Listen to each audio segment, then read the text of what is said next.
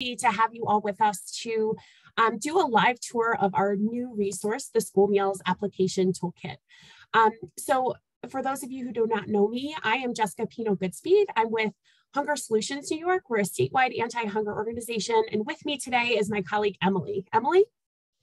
Hi, everyone. Thank you so much for joining us. My name is Emily Gartenberg, and I work at the Nothing Hungry New York campaign, helping to connect school districts to all the resources that they may need to help feed kids. And as Jess said, really thankful that you're all here today.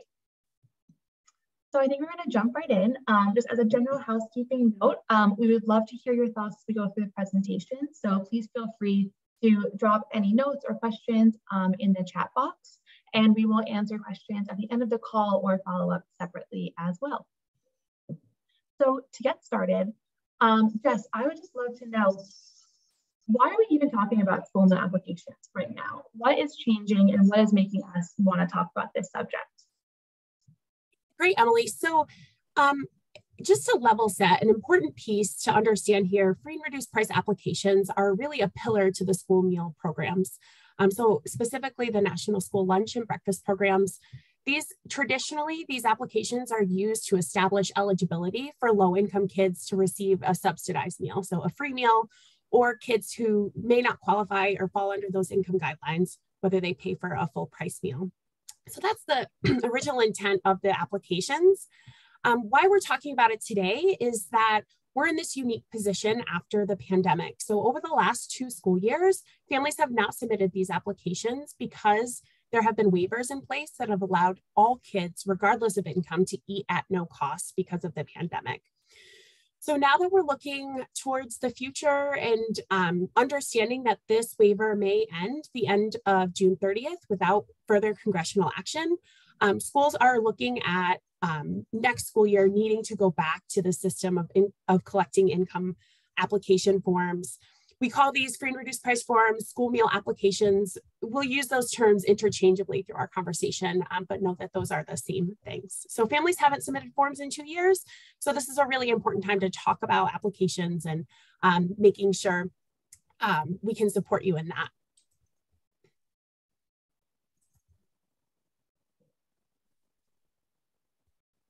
Great. And then just, I'd love to know, what are free reduced price application forms used beyond child nutrition programs? We know, as you just mentioned, that they're really important for child nutrition, but how else are they important for the school community? Great. So although we haven't had to collect income applications, so we asked in the chat here too, have you collected income information through the pandemic? Because we know that the free and reduced applications are more than just a meal in New York State. So in New York, free and reduced price applications are used for state-based funding, local funding. They're also used to collect income data to establish economic needs. So that might be for a private grant that the school's going after, or other types of local funding. Schools that do not determine eligibility for free and reduced price meals, so schools with community eligibility or provision 2 that offer meals for free to all students outside of the pandemic waivers, also still need to collect these forms and still need this income data.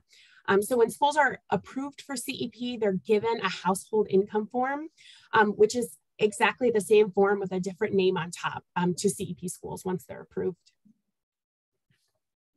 Great, thank you.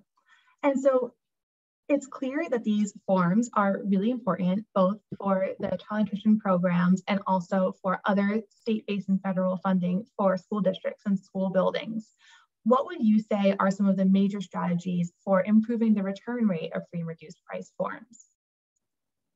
So through the years of working one-on-one with districts and throughout the state who have really grappled with needing to collect this income data, and in many circumstances when they're offering free meals to all. So working with districts in New York and working with our national partners, we've really been able to kind of distill down what are the 3 top strategies to improve your return rate for school meal applications. So the first strategy is strong direct certification practices.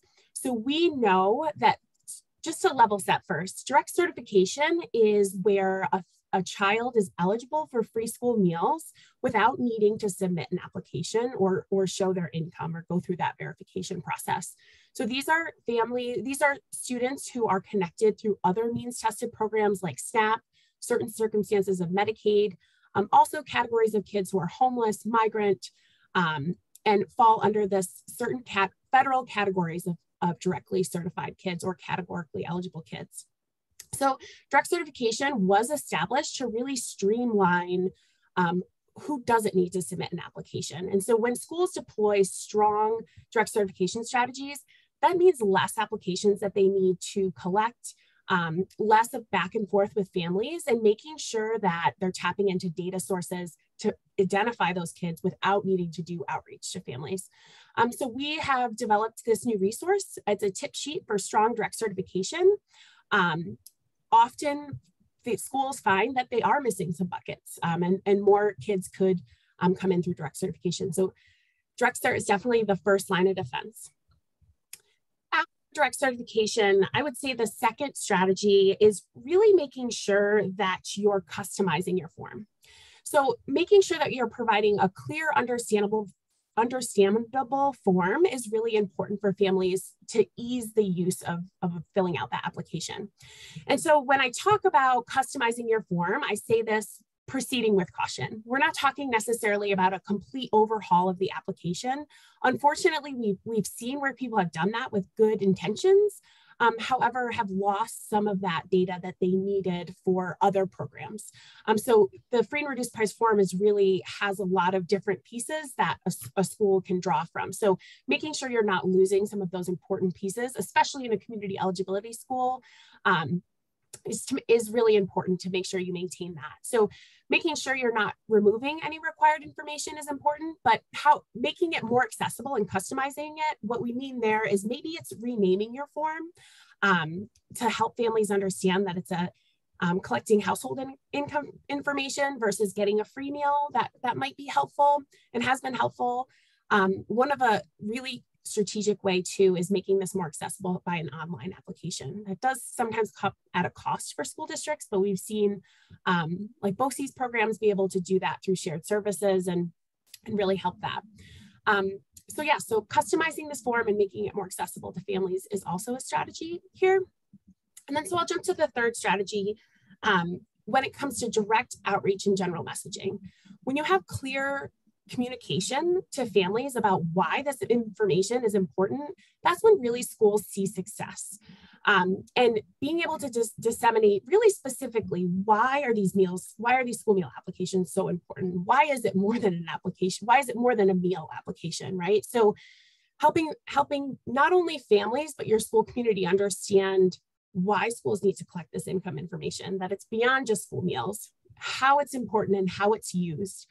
And also how submitting an application can not only benefit schools, but also can benefit families. So being sure to highlight these really important takeaways has helped schools change the dialogue in terms of just pushing out this application and helping bring families in and help them understand the importance of submitting this. Great, thank you so much, Jess. And so now we're going to get into kind of a direct tour of the toolkit. And we do have the link that you can follow if you'd like to follow along on your own computers, but Jess is also going to be pulling it up and we're going to be sharing the screen here too. And Jess is kind of a bit of background about this toolkit. So we know that, prior to the pandemic, the job of a school nutrition director was not easy. And as the pandemic came on, it only became that much more difficult, more hectic. There were only that many more things to keep track of. So we really wanted to create a very easy to use set of tools that you can just pick up, copy and paste and use in your own districts, hopefully with, very little need to edit or anything like that, that can really just kind of be easy to plug in tools to help encourage families to submit their free and reduced price applications. And these resources that we have here were really directly informed by feedback and our work with school districts across the state of New York. And Jess and I really welcome, any of your feedback on the toolkit, any things that you think we should add or change. our contact information is at the top of the slide deck, and we'll also make sure to share that out with you. We're always looking, to make sure that we're directly addressing the needs of districts across the state. So with that, Jeff, are you ready to pull out the toolkit? Awesome. Can you see my screen, Emily? Yes, can everyone else see it? If you can, just put a thumbs up in the chat. Looks like we got some nods. Awesome. Thanks everyone. And Emily's absolutely right. We want to give you tools that work for you. Also, our contact information is on this page.